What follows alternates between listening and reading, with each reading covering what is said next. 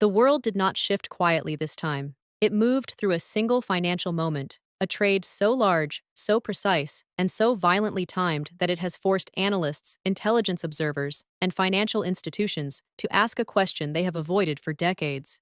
Was this simply the market, or something operating above it?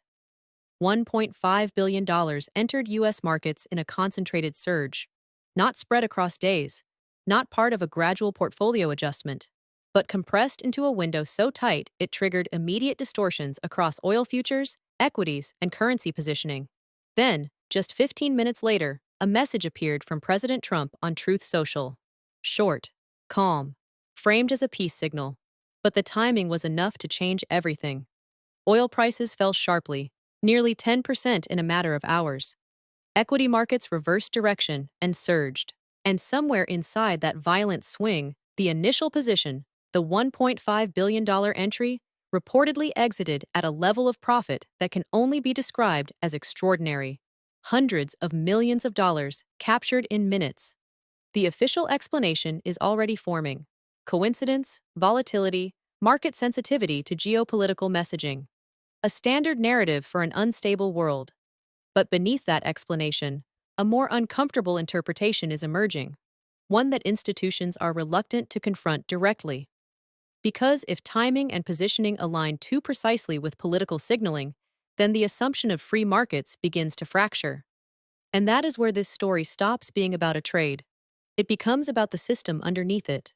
At the same moment these financial tremors unfolded, a far larger structural pressure is building globally. The slow erosion of the US dollar's dominance, driven by BRICS expansion, alternative payment systems, and the reconfiguration of energy trade away from dollar settlement. Iran, oil corridors, sanctions networks, and shifting Gulf alignments are no longer separate issues. They are converging into a single geopolitical equation. And that equation sits at the center of one question. What happens to American power when the petrodollar stops being the default language of global trade? Tonight, we break that question open. Not through speculation, but through structure, history, and the unfolding signals already visible inside the global financial system. Before we begin, if you want more deep geopolitical breakdowns like this, subscribe, because what we are covering here is no longer just news.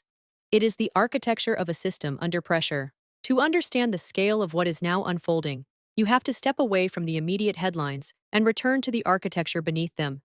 This system did not begin in chaos. It was designed in order. The foundation goes back to 1944, to the Bretton Woods Agreement, a moment when the Second World War was still raging, but the post-war financial structure was already being written. The United States emerged with unmatched industrial capacity, military strength, and gold reserves. Out of that position, the US dollar was elevated to the center of the global monetary system. For decades, that system was anchored to gold. Every major currency relationship ultimately referenced American reserves. But by 1971, that anchor was removed. President Nixon ended the convertibility of the dollar into gold. In a single move, the dollar transitioned from a backed instrument into a fiat currency, no longer tied to physical reserves, but to trust, demand, and geopolitical influence. What followed was a moment of vulnerability. A currency without backing is only as strong as global confidence in it. That is where 1974 becomes pivotal. In the aftermath of the oil crisis, U.S. Secretary of State Henry Kissinger engaged in a strategic agreement with Saudi Arabia. The arrangement was simple in structure, but profound in consequence. Saudi oil would be priced and sold exclusively in U.S. dollars. In return, the United States would provide security guarantees, military protection, and strategic partnership to the Saudi state and the broader Gulf region. Over time, this arrangement expanded beyond a bilateral understanding. OPEC countries aligned their oil exports with dollar settlement. A global system formed where energy, the most essential commodity in the world, was directly tied to U.S. currency demand. This is what became known as the petrodollar system. From that point forward, global trade required dollars not because of ideology, but because of necessity. Every country importing oil needed dollar reserves.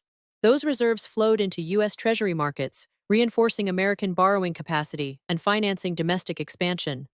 The timeline since then reveals a pattern of stability, but also of dependence. In the 1990s, U.S. financial dominance appeared unchallenged. The Soviet Union had collapsed. Globalization expanded. The dollar became not just a currency, but the backbone of international finance. But beneath that surface, structural shifts were already forming.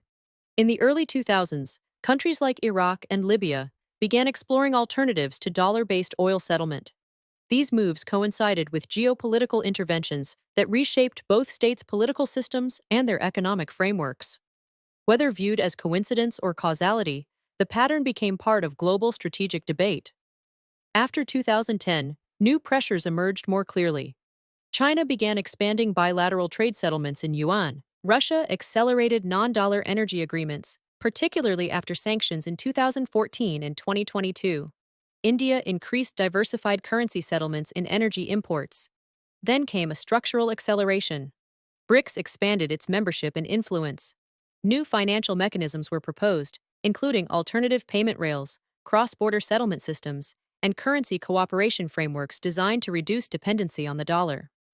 At the same time, global reserves began to shift. The dollar's share of global foreign reserves, once above 70%, began a gradual decline toward the upper 50s. Not a collapse, but a steady erosion. And in the background, a more technical infrastructure began forming. Independent payment systems that bypass Western-controlled financial messaging networks. Each of these developments, on its own, is incremental, but together, they form a timeline that points in a single direction. A slow but continuous redistribution of financial gravity. And that is where the present moment becomes significant. Because what we are witnessing now is not the beginning of change, it is the acceleration phase of a long transition already in motion.